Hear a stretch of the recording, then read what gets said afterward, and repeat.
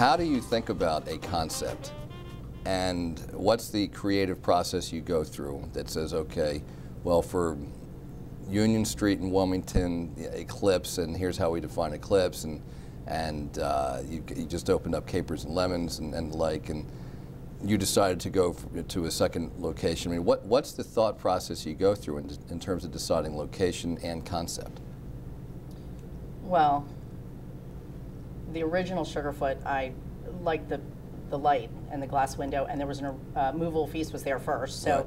I worked for them a little bit and when I was in college. Oh, did you? But I always liked the space because there was light in the kitchen. So that was what attracted, that space to me. Now my husband would say I should have picked something with more parking, but that started it. And then the downtown Sugarfoot was really Buccini Pollen wooing us to come downtown, and they're good at that, aren't they?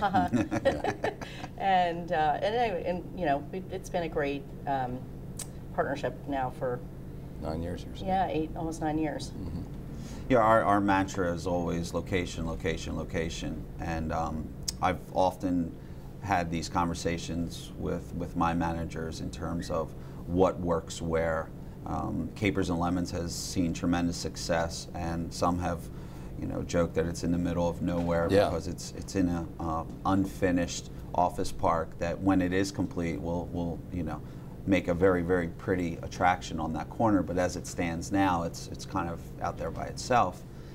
That particular restaurant, for all the success that it's had, probably wouldn't work on Union Street, simply because I don't think there's the demographics that would fill it, and there's not enough office trade during the day that generate the lunch business that we need to generate out there. So do you do a pretty good lunch business there? We do an exceptional lunch and business. That's mainly from the folks up there on Centerville Road and that area? They've been very good to us. The good folks at Agilent and Invista, and the surrounding businesses. There's some corporate center buildings up the road. Barley Mill, of course, is a stone's throw away. And so. did you go through a few sleepless nights in sort of making that decision, because it is unfinished, and some of those buildings I think became finished after the restaurant became finished? I still have a few sleepless nights. Okay.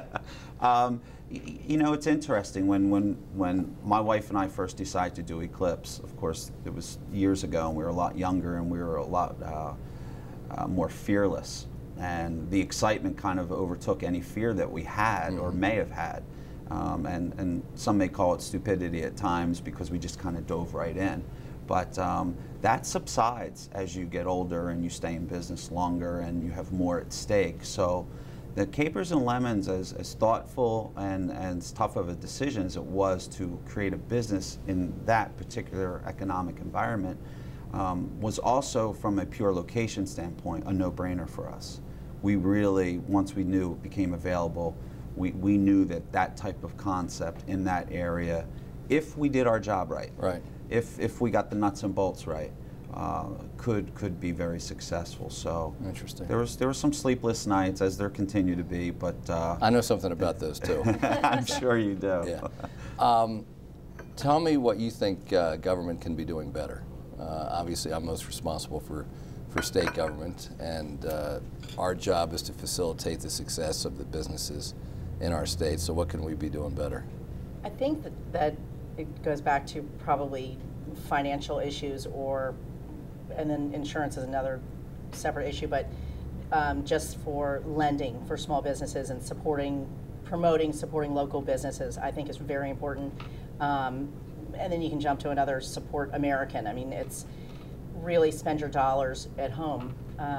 Support local businesses and stuff like that really goes a long way. And just people saying it out loud, I think, will help. People understand how important it is down the road for the future of our children and grandchildren. So. It is amazing how, if you spend it locally, how that has a multiplier effect, and the folks who work in these businesses will spend it locally also. What do you think? What can we be doing better? I think, for me, when I think of that subject, what government could do for the small business owner, it's certainly a complex question and a complex answer, as I'm sure you very well know. I think it's often said that you really can't understand what someone's experiencing unless you've experienced it yourself. And we, as small business owners, I alluded earlier, make so many decisions, and a lot of them are financial decisions. A lot of them, you know, dealing with increased cost and things like that. And I would just, you know, the more politicians that are in our state government making decisions that maybe have come from small businesses, that can understand the small businesses person's plight, if you will, and challenges, that helps us in terms of just realizing that we're working on small margins. You know, profits are tough to see when, you know, certain costs increase 2% here, 3% there. Everything's going up. The cost of fuel's going up. So I just think, you know, just keeping in mind that 1% of one thing is okay, but 1% of 15 different things becomes a challenge for us. I was fascinated to hear about all your years at Nextel. Yeah, yeah. I was speaking to a gentleman that we both know who is a local businessman, and your name came up, and he was, you know, explaining to me a little bit about your time at Nextel, and it was an amazing experience. I was the very first. I was the 13th employee. There you go. And I worked with unbelievable. The two guys who founded the company were two of the greatest entrepreneurs I think that you know have so ever been. So you firsthand saw a small company grow. Oh yeah, I mean I was there from employee number 13 to 3,000. I was there for 6.5 years, and within 6.5 years we went from 13 to 3,000. That's and amazing. It was amazing. Yeah. And it was very high highs and very low lows, and just every day. I didn't read a book for 6.5 years because I came home every day and my brain was so fried. But we had a vision of changing the way people communicated, and I think we made a lot of progress toward that vision. And it was just, it was very exciting. My job was, there were several facets to it. First of all, the company grew in the early years largely through acquisition. So I actually went out and I acquired about 225 separate small radio dispatch companies. So these were entrepreneurs who owned the licenses to the airwaves, and they had business customers that used these radios.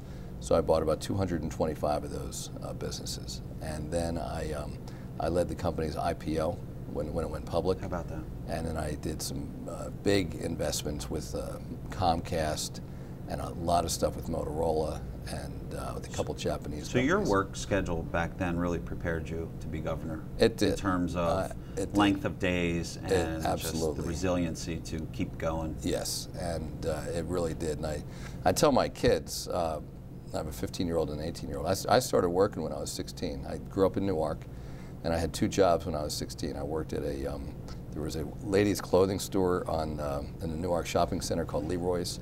And then I worked at a Friendly's. In fact, my wife and I worked together at the Friendly's in Newark. There used to be one on Elkton Road, which at the time was a great training ground. Friendly's at the time, very strict, but very good. And it was a great concept for teenagers because everybody shared the tips. So it was it was a great way of building a team environment because you needed everybody else to be successful and you needed everybody else to. We do that at Eclipse. You do? I think it's a great thing. It helps build team morale. It kind of helps hold everyone accountable to each other. Yeah. And it's interesting to watch the dynamics. Yeah. But you don't do that at the others? They're too big at the others. There would be too many challenges. The staff at Eclipse, even on a busy night, 5 or 6 at the most. And most of them have been working together for quite some time. So it lends itself more to that. Yeah. Yes.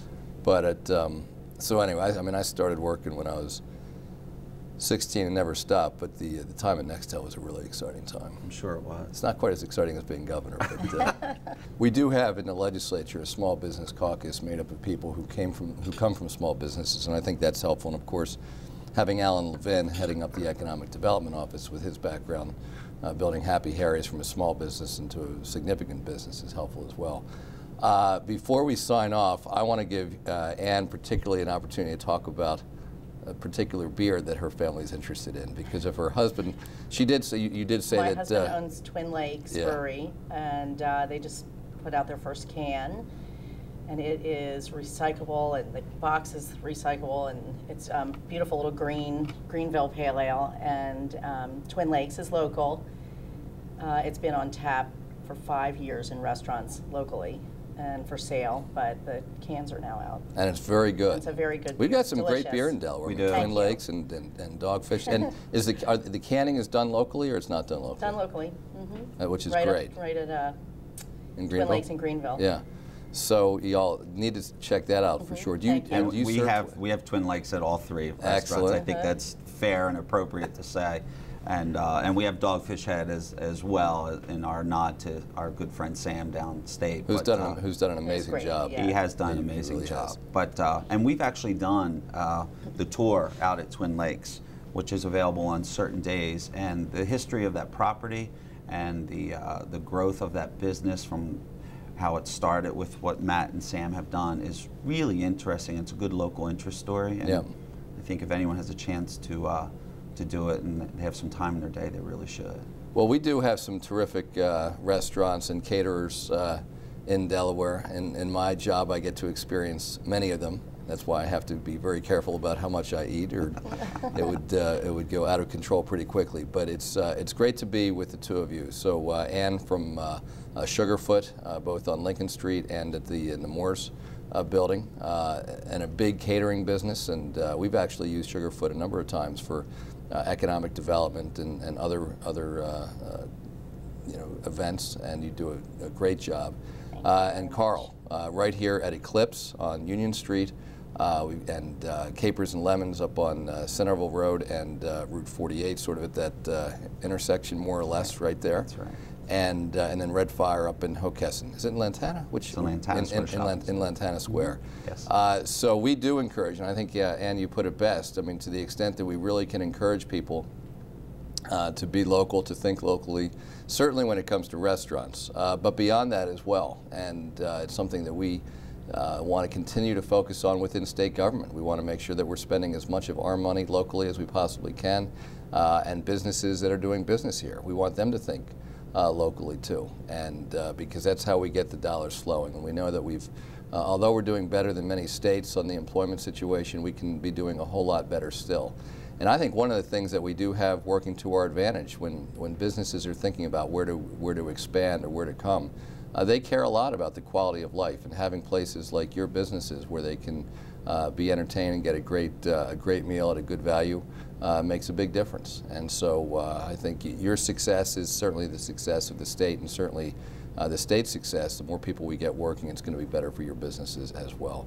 So we appreciate your joining us this morning. You guys left a lot of food uneaten here, wow. But maybe when the camera turns off, you'll eat. But we really appreciate your coming out, and to all of our viewers, please check out these great restaurants and catering facilities, and we'll look forward to seeing you soon on another Breakfast with the Governor.